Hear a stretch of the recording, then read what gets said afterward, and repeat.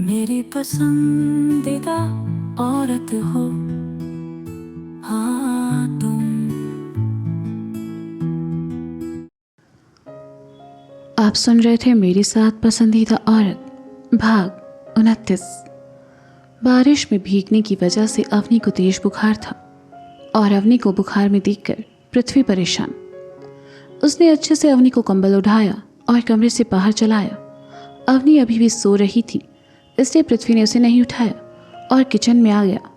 पृथ्वी जब बीमार होता था तो लता उसे दवा दिया करती थी, लेकिन अब अवनी को कौन सी दवा दे, उसे तो कुछ पता भी नहीं था। उसने अपना फ़ोन निकाला और लता को फ़ोन करने का सोचा, लेकिन अगले ही पल उसे लता के कहे शब्द याद आए और वह उदास हो गया। एक बार फिर कमरे में चला आया और अवनी का हाथ छूकर देखा। शरीर अब भी भट्टी सा तप रहा था। पृथ्वी एक बार फिर किचन में आया और एक बर्तन में पानी लिया। उसने कुर्सी खिसकाई और अवनी के बगल में बैठ गया। बर्तन को साइड में रखा और अपने धुले हुए रुमाल को भिगोकर उसे निचोड़ा और समेटकर अवनी के ललाट पर रख दिया। ऐसा उसने अवनी की लिखी किताब में पढ़ा था कि ऐसा करने से बुखार कम हो जाता है। अवनी नींद में थी और बुखार से उसका चेहरा भी कुछ लाल हो चुका था। जैसे ही पृथ्वी ने उसके ललाट पर पट्टी रखी, उसके चेहरे पर सुकून के भाव दिखाई देने लगी। पृथ्वी बार बार रुमाल को पानी में भिगोता और अवनी के ललाट पर रख देता। कुछ देर बाद उसने अवनी का ललाट और हाथ छूकर देखा। बुखार अब भी था, लेकिन तापमान पहले से थोड़ा कम।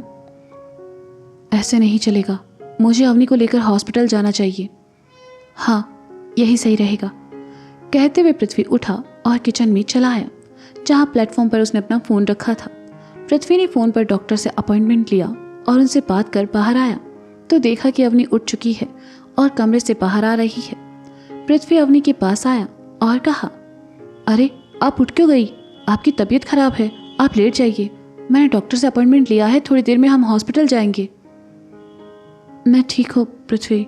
हाँ छी, अवनी ने कहा और साथ ही उसे छींक भी आई। बुखार के साथ साथ अवनी को सर्दी भी हुई थी। ये देखकर पृथ्वी ने कहा, ठीक, आपको पता भी है सुबह आपको कितना तेज बुखार था, और अभी देखिए अभी सर्दी भी है। हम डॉक्टर के पास जाएंगे और आप यहाँ खड़ी मत रहिए, अंदर जाकर आराम कीजिए। मैं ठीक हूँ पृथ्वी, अवनी ने कहा। पृथ्वी ने देखा कि अवनी उसकी बात नहीं सुन रही है, उल्टा उससे जिद कर रही है, तो उसने थोड़ा कठोरता से कहा, मैडम जी, आप चाहती हैं मैं आप पर गुस्सा करूं? मैंने कहा ना आप बीमार हैं, चलिए आराम कीजिए। पृथ्वी की डांट सुनकर अवनी खामोश हो गई और पृथ्वी को देखने लगी तो पृथ्वी ने उसी कठोरता से कहा, क्या? मुझे एक कप चाय चाहिए, अवनी ने रुआसा होकर धीरे से कहा। पृथ्वी ने सुना तो उसकी कठोरता पल भर में गायब हो गई और उसने कहा, अरे तो ऐसा कहिए ना, आप बैठिए, मैं लेकर आता हूं। पृथ्वी किचन में चला गया और अवनी उसे जाते देखकर बड़बड़ाई, खड़ूस। अवनी का बदन दुख रहा था और सर्दी की वजह से नाक भी बंद था, सर में हल्का हल्का दर्द था और बदन बुखार में अभी भी तप रहा था। वह धीरे धीरे चलकर हॉल में चली आई और सोफे पर आ बैठी। पृथ्वी ने किचन में आकर अपने और अवनी के लिए चाय बनाई। तभी डोरबेल बजी।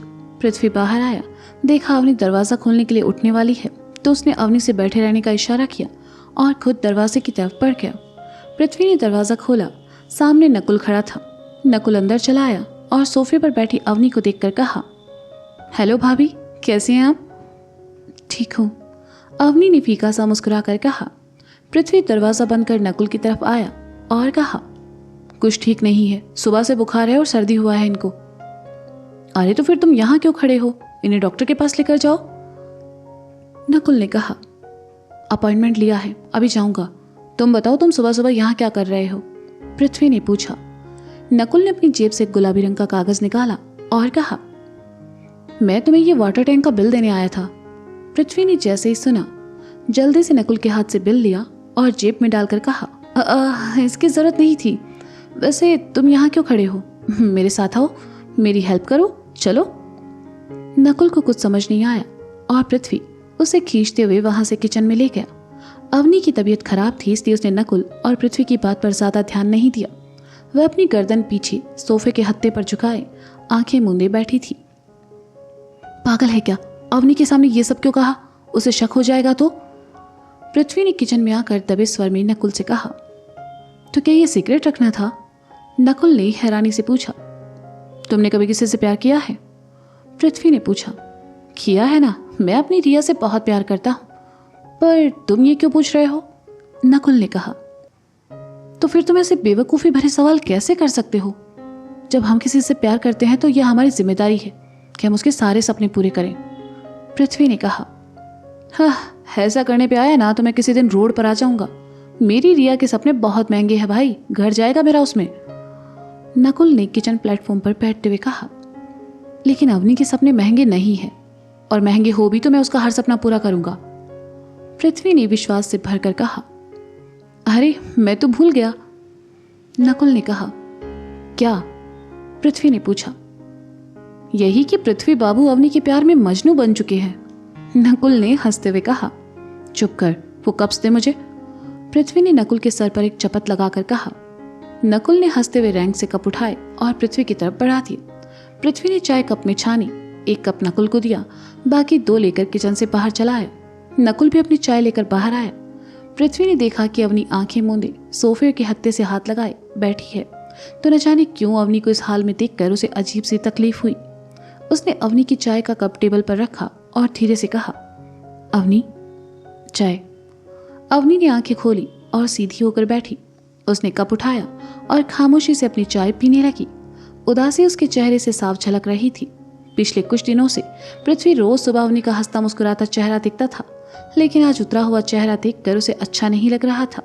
पृथ्वी अपनी चाय लेकर अवनी के सामने खाली पड़े सोफे पर बैठ गया। नकुल भी उसके पास चला आया और बगल में बैठकर अपनी चाय पीने लगा। अवनी ने अपनी चाय खत्म की और कप टेबल पर रखा। वह उठी और कहा। पृथ्वी, अब मैं ठीक हूँ। मुझे नहीं लगता हमें डॉक्टर के पास जाना चाहिए, पर मुझे लगता है और हम जा रहे हैं।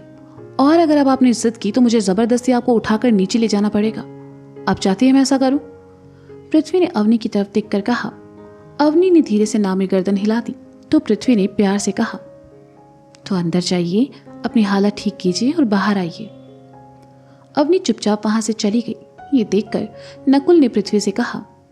तुम्हें उसे ऐसे डांटना नहीं चाहिए, देख रहे हो ना वो बीमार है।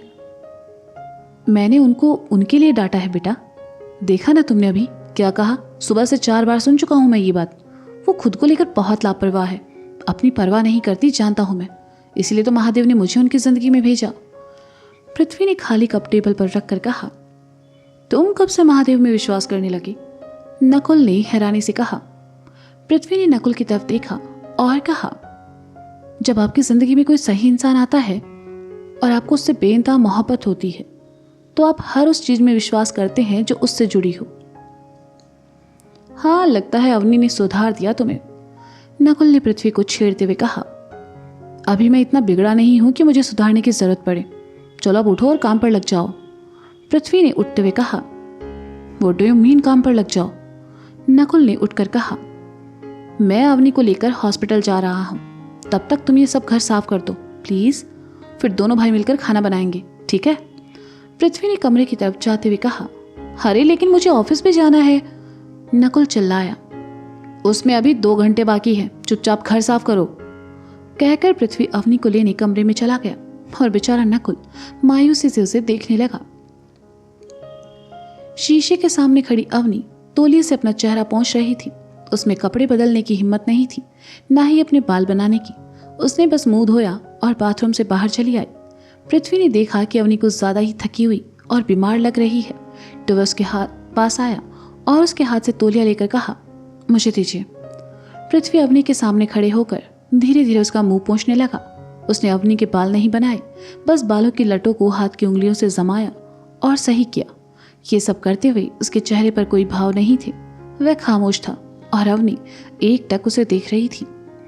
पृथ्वी ने बिस्तर पर रखा अवनी का दुपट्टा उठाया और उसे अवनी के कंधों पर रखा और जमा कर कहा, चले। अवनी ने हामी में गर्दन हिला दी।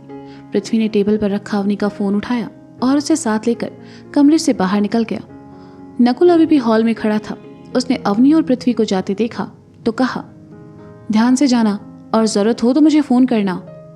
पृथ्वी जाते जाते पलटा और मुस्कुरा दिया। जवाब में नकुल भी मुस्कुराया और फिर बेचारा घर साफ करने लगा। सिरोही, राजस्थान। ऑफिस जाने के लिए सिटी बस का इंतजार करती सुरभि के चेहरे पर गुस्से और खिंच के भाव थे। कुछ देर पहले ही उसकी फोन पर अनिकेत से बहस हुई थी और सुरभि ने गुस्से में आकर फोन काट दिया। पिछले कुछ दिनों से अनिकेत और सुरभि के बीच कुछ ठीक नहीं चल रहा था। अनिकेत के घर वाले उस पर शादी का दबाव बना रहे थे और अनिकेत सुरभि पर। सुरभि शादी के लिए तैयार थी, लेकिन वह अपनी नौकरी छोड़कर वापस उदयपुर जाना नहीं चाहती थी। एक तरफ उसके सपने, उसकी नौकरी थी और दूसरी तरफ अनिकेत का प्यार। अनिकेत भी अपने घर वालों की तरफ था और चाहता था कि सुरभि नौकरी छोड़कर हमेशा के लिए उदयपुर में रहे। सुरभि ने अवनी से भी इस बारे में बात की, लेकिन वह अवनी को बार बार परेशान करना नहीं चाहती थी। सुरभि ने कलाई पर बंधी घड़ी में समय देखा। ऑफिस का टाइम हो रहा था और बस अभी तक नहीं आई थी। झुंझलाकर सुरभि स्टॉप से बाहर आई और पैदल ही ऑटो स्टैंड की तरफ चल पड़ी। चलते चलते सुरभि अनिकेत से हुई बहस के बारे में सोच रही थी और सड़क पार करने के लिए आगे बढ़ गई। उसने बगल से आती गाड़ी पर ध्यान नहीं दिया, लेकिन गाड़ी में बैठे सिद्धार्थ ने सही वक्त पर ब्रेक मार दिया और सुरभि को टक्कर लगते लगते बची। गाड़ी अचानक सुरभि के पास आकर रुकी तो उसकी तंद्रा टूटी। उसने गाड़ी में बैठे सिद्धार्थ को देखा तो अगले ही पल उसकी भवें तन गई। सिद्धार्थ गाड़ी का दरवाजा खोलकर बाहर आया और सुरभि की तरफ आते हुए कहा, तुम्हें क्या हर बार टकराने के लिए मैं ही मिलता हूं? ओह, मैं तो भूल ही गई थी। इस पूरे शहर में, नहीं, इस पूरी दुनिया में तो एक ही मर्द है, the Prince charming Siddharth Mathur. लड़कियां जिसे टकराने के बहाने ढूंढती है। सुरभि ने बहुत ही प्यार से इतरा कर कहा। सिद्धार्थ को कुछ समझ आता इससे पहले वह गुस्से से चिल्लाई, भगवान ने तुम्हें दो दो आंखें दी है। इंसान ने लोमड़ी जैसी आंखों पर इतना बड़ा नजर का चश्मा दिया है। क्या तुम्हें सड़क पर चलते इंसान नहीं दिखते? सिद्धार्थ डरकर पीछे हटा और सुरभि को देखकर हैरानी से कहा, हाँ, मुझे लगा तुम थोड़ा सुधर गई होगी, लेकिन नहीं, तुम आज भी उतनी ही बदतमीज हो। ओह वाह, तमीज का ठेका तो जैसे तुमने ले रखा है। अवनी का पीछा छोड़कर तुम जो हीरो बन रहे हो वो अवनी के लिए बने हो, मेरे लिए नहीं। सुरभि ने कहा, मुझे तुम्हारे सामने हीरो बनने का कोई शौक नहीं है। हटो मेरे रास्ते से, और गलती से भी अगर मेरी गाड़ी के सामने आई ना तो ब्रेक नहीं मारूंगा, सीधा चढ़ा दूंगा तुम पर। सिद्धार्थ ने गुस्से से कहा और अपनी गाड़ी में जाकर बैठ गया। बाहर खड़ी सुरभि गुस्से से उसे देखती रही। सिद्धार्थ ने गाड़ी स्टार्ट कर आगे बढ़ाई और ब्रेक मारा तो सुरभि डरकर पीछे हट गई। सिद्धार्थ वहां से निकल गया। सुरभि ने अपना बैग उसकी गाड़ी के पीछे फेंका और कहा, और आज के बाद अगर तुम मेरे सामने आए तो मैं तुम्हारा मुंह तोड़ दूंगी। हाँ, ये सारे मर्द एक जैसे ही होते हैं, एरोगेंट, इगोस्टिक और बदतमीज। मैडम कहाँ जाएंगी? ऑटो वाले ने सुरभि के सामने ऑटो रोककर पूछा। अनिकेत और सिद्धार्थ की वजह से सुरभि का दिमाग पहले से गर्म था। उसने ऑटो वाले को देखा और गुस्से से कहा, जहन्नुम में चलोगे? बेचारा ऑटो वाला सुरभि को गुस्से में देखकर चुपचाप आगे बढ़ गया। सुरभि ने सड़क पर गिरा अपना बैग उठाया और घर जाने वाले रास्ते की तरफ चल पड़ी। उसमें अब इतनी हिम्मत नहीं थी कि वह इस मूड के साथ ऑफिस जाकर काम का कबाड़ा करे। उसने आज छुट्टी लेना ही बेहतर समझा और घर के लिए निकल गई। City hospital, Mumbai. अवनी के नाम से एक अपॉइंटमेंट है। हॉस्पिटल के रिसेप्शन पर खड़ी पृथ्वी ने कहा। पूरा नाम क्या है? लड़की ने कहा। अवनी उपाध्याय। पृथ्वी ने कहा। उम्र 31। हस्बैंड का नाम? पृथ्वी उपाध्याय। पृथ्वी ने अवनी की तरफ देखकर कहा, जो कि कुछ ही दूर बेंच पर बैठी थी। उसका उतरा हुआ चेहरा देखकर पृथ्वी को बिल्कुल अच्छा नहीं लग रहा था और लड़की उससे सवाल किए जा रही थी। एड्रेस? लड़की ने कहा तो इस बार पृथ्वी ने कहा, एक काम करता हूं, मैं आपको अपना पूरा बायोडाटा दे देता हूं। आपको दिखाई नहीं देता वहां उसकी तबीयत खराब है? फाइल दीजिए मुझे। पृथ्वी को गुस्से में देखकर लड़की सहम गई और फाइल उसकी तरफ बढ़ाकर कहा, सीधा जाकर left, room number 5। Thank you. Prithvi ने फाइल लेकर कहा। वह अवनी की तरफ आया और उसे चलने का इशारा किया। पृथ्वी अवनी को लेकर डॉक्टर के कैबिन में चला आया। डॉक्टर ने अवनी से अपनी बगल में पड़ी कुर्सी पर बैठने का इशारा किया। उन्होंने अवनी को चेक किया और कहा, बुखार बहुत तेज है, आप पानी में भीगी थी क्या? पृथ्वी ने सुना तो उसे याद आया कि कल रात पूरे आधे घंटे दोनों बारिश में भीगे थे। जी डॉक्टर, कल रात बारिश में। अवनी ने धीरे से कहा। बारिश? अजीब बात है, कल तो बारिश। डॉक्टर ने इतने कहा कि पृथ्वी बीच में ही बोल पड़ा। हुई थी ना पनवेल साइड में।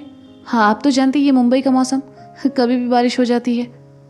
हाँ, भीगने की वजह से ना सर्दी हो गई है। और उसी वजह से बुखार भी है। मैं ये कुछ टेस्ट लिख देता हूँ, आप करवा लीजिए, डाउट क्लियर हो जाएगा। डॉक्टर ने फाइल में टेस्ट लिखते हुए कहा। पृथ्वी ने फाइल ली और कहा, थैंक यू डॉक्टर, आप ये टेस्ट करवा कर रिपोर्ट ले आइए, उसके बाद मैं दवा लिखूंगा। आई होप निमोनिया ना हो, वरना एडमिट करना पड़ सकता है, डॉक्टर ने कहा। एडमिट का नाम सुनकर पृथ्वी के चेहरे पर चिंता के भाव उभर आए। ये देखकर डॉक्टर ने कहा, रिलैक्स, आप पहले टेस्ट करवा लीजिए, फिर देखते हैं। थैंक यू, पृथ्वी ने कहा और अवनी के साथ कैबिन से बाहर निकल गया और लेबोरेटरी की तरफ चला आया। तो दोस्तों, आखिर नकुल ने पृथ्वी को पानी के टैंक का बिल क्यों दिया? सिद्धार्थ और सुरभि की ये मुलाकात क्या लाने वाली है कहानी में कोई नया ट्विस्ट? क्या अवनी की रिपोर्ट्स में आएगी कोई गड़बड़? जानने के लिए सुनते रहिए पसंदीदा औरत मेरे साथ। नमः पार्वती पते हर हर महादेव शंभु।